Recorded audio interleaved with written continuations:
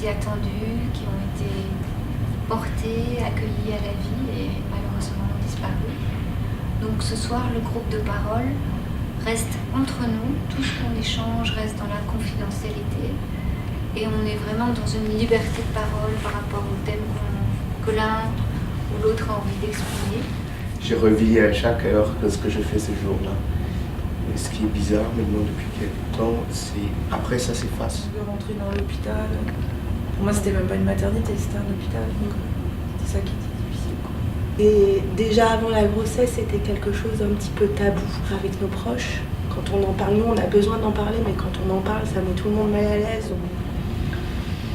De c'est pas juste qui revient. Et nous, on n'a même pas une photo de nos bébés dans le salon.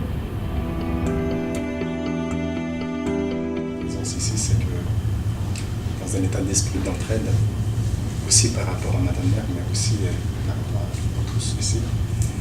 Donc, et aussi bien évidemment, pour moi, c'est important de partager avec des parents, d'autres parents qui ont vécu effectivement la même chose. Et puis, de parler en fait librement sans être jugé. Beaucoup de recul, des années, on se sent beaucoup mieux par rapport à nos proches, je crois. Comme tout le monde, ça nous permet de parler librement parce qu'il n'y a pas grand monde dans notre entourage, même proche, dans la famille, ils ne comprennent pas forcément ce qu'on vit. Mais on est là, on peut vous aider. Juste cette phrase. Non, elle n'est pas venue. Ils se mettaient en colère, ils se fâchaient même parce que nous, on était tristes.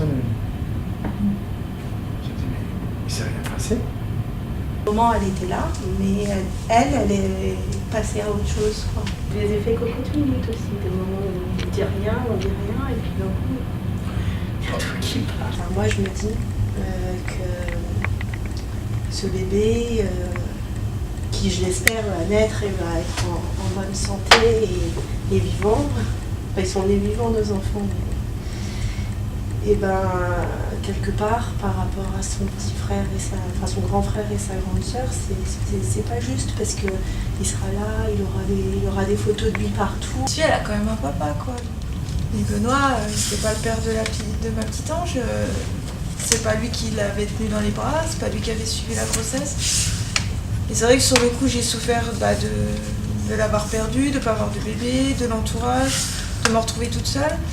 Mais j'ai souffert après coup de ne pas avoir pu parler d'elle à lui, en fait. Pour que les autres comprennent, elle a vécu. Elle était conçue en Italie, elle a fait ceci, elle a fait ça. Je lui racontais les 8 mois de sa vie.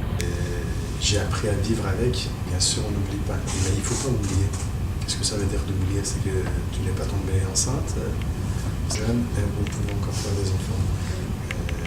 D'accord? Merci pour l'information. La perte des enfants, ça a été des périodes très dures pour tous les deux.